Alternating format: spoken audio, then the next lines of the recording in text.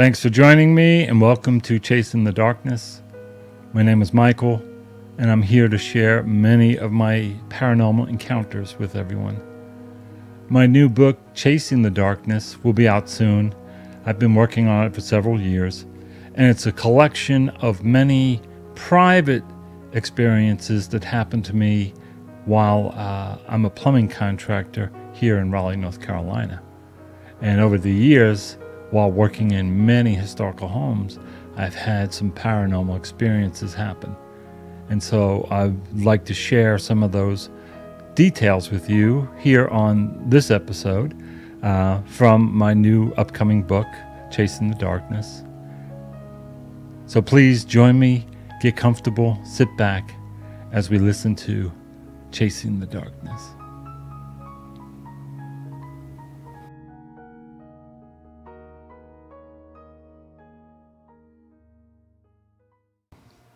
So welcome back. This is part 2 of The Ghostly Plumbing Helper.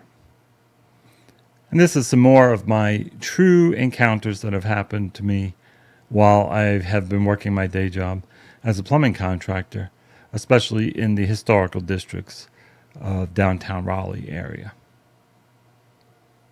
So I had a really great friend. He's an older gentleman, and he was in the antique business. And his home was beautiful. It was filled with antiques. And I worked in his home for many years, him and his wonderful wife, and always had a love of all things historical. They knew that I was into the paranormal, and he himself had had some paranormal experiences through his life. And so we bonded with that. And unfortunately, he eventually was diagnosed with throat cancer, and he was fading slowly. And I had gone to the house one day while he was sick, and he told me, he said, "Mike," he goes, when I pass away, I'm going to try and give you a sign to let you know that I'm okay." He said, "Somehow, some way, I'm going to send you some kind of sign or a message." And I said to him, "That was awesome." I said, I look forward to it, and I thought it was wonderful. And so left it at that.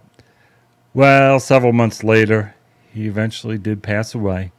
And very sad news to hear. He was an excellent guy, funny, and just a real character. And so I was working at his house one day. His wife had called me, and she noticed that the garbage disposal wasn't working. She always liked to leave me a key under a mat, and I would go in and do my thing while she was out or working or whatever. And so one day, and I looked under the sink, and I saw that the basket strainer around the disposal was completely rusted, and I knew that it was not going to come off easy. So I got all set up, got my tools, and started chipping away at it, hoping that I wouldn't have to get a power saw to cut it off. And so I kept working on it, and I finally got it off. And so I set the unit down in the cabinet, and I was taking a break for a minute or so, just trying to get the rust out of my eyes. And the sink was right here above my head, right here. It was a cast iron sink, very deep. And so I was just relaxing for a minute or two when all of a sudden I heard that loud a sound right at my head, right where the cast iron was. And I knew right away that it must have been my friend giving me a message, saying hello, and letting me know that he was okay.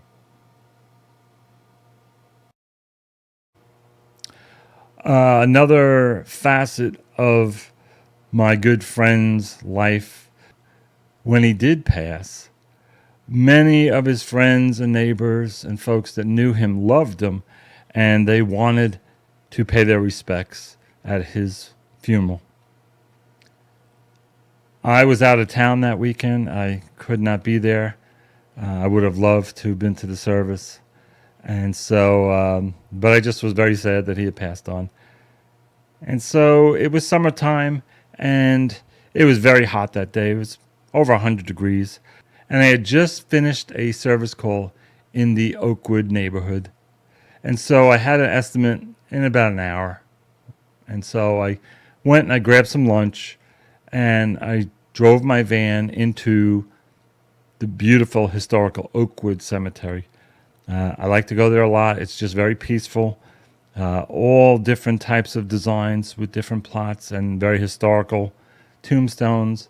And it's actually a place for the living as well as the dead. Many people use Oakwood Cemetery for exercise. There's tours that go through on segways, different historical tours. Parents bring their babies in strollers and they exercise in and around the 6 acres of the cemetery. So it's just a great place. And so I was in there, and like I said, I was really just looking for a shady spot somewhere to pull over and eat my sandwich and relax, run the air conditioner, and just wait for my next call. And so I pulled down this one street that I had never been down, and I saw a big shade tree, and I pulled right under it, and I was right in the shade, and it was great. I was so happy. I put my AC on, and I got my food all set, and I was getting ready to eat my hamburger. And so as I was doing that, I looked out the window, and right next to me was a grave site within 8 to 10 feet of my van. And I looked, and it was a tombstone with a photo embedded in it, which I had never seen before. And somebody had a photo of them and their wife set into the tombstone. And so I looked, and when I read the name on the tombstone, it was my good friend who had passed away. It was his plot. And I was blown away. I got out of my van. I walked over to it. I could not believe it. And there it was, his name and the date, his birth and his passing, and also a blank spot for his wife for when she passed to share the tombstone. And there was a photo of both of them. And I was blown away. This is not coincidence. On a 6-acre lot, going down a street I'd never been, pulling under the shade, and my friend who had passed away a few months ago, right in front of me, was his tombstone. That is not coincidence. Not in my book, anyway. And I definitely appreciate that was something that had led me to pull up right in front of his gravesite.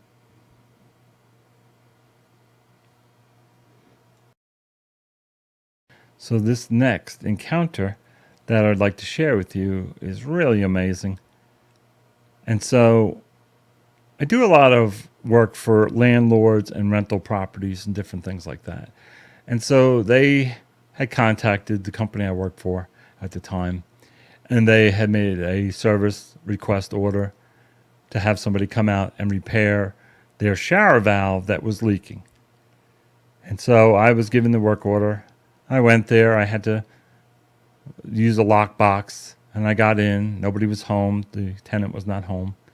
And so I went into the bathroom, and I saw that the Moen tub shower valve was leaking and running, and even though it was in the off position. So I knew that it needed a new cartridge. And so I turned the water off, and I took apart the faceplate and the handle and the different things. And anybody that knows anything about plumbing or plumbing tub shower valves knows about Moen.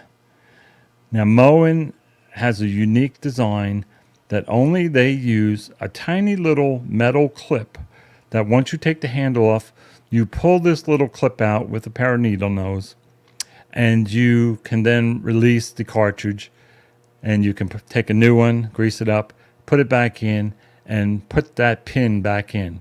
So this little U-shaped pin is very critical. And so I went and I set the clip on the side of the tub, and I put a little cloth over it just to protect it so I wouldn't lose it. And then I realized that the cartridge I had was a different model, and that I knew that I was going to have to go to the plumbing supply quickly and get another one and come back. And since nobody was home at the time, I just left the water off. I went and I locked up the door and I left. I went to the plumbing contractor's house and I got a new cartridge and I returned and I came back in. And so I greased up the new one. It fit right in perfectly. And I moved the towel to get the clip, and the clip wasn't there. And I started looking all over. I knew where I had set it. There was nobody there at the home. And so I started looking for the clip everywhere in the bathroom. And with that, I heard a voice. It sounded like a child. And it said, "It's in the kitchen. It's in the kitchen."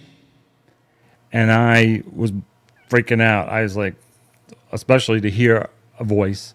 And this was years ago when I just was new to the paranormal. So it really amped me up. And so I ran into the kitchen and I started looking all over the place. And I looked on the counters and I looked everywhere. And I was like, how the hell did this clip get into the kitchen? That's the only thing that was blasting through my mind. I couldn't believe that I heard a voice say this.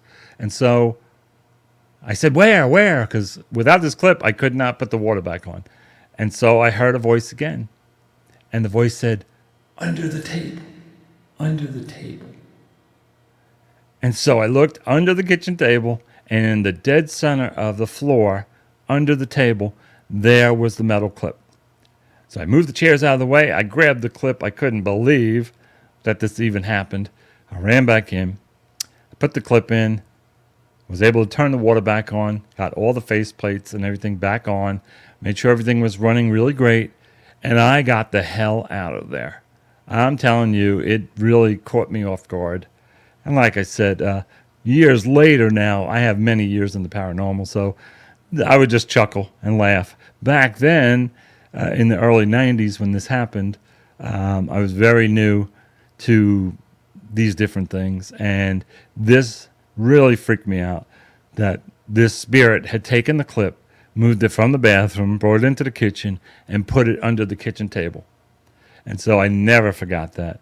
And that's why this is the kind of stories that are going in my book project over the years. And these are personal stories that I have never shared with anybody publicly. And so that's why Chasing the Darkness, this new book project, has many of these stories in there. So I hope you enjoy these different tales that I share with you. These are real. These are not fabricated. These are in mostly historical districts that I work in. And I just love to share these stories.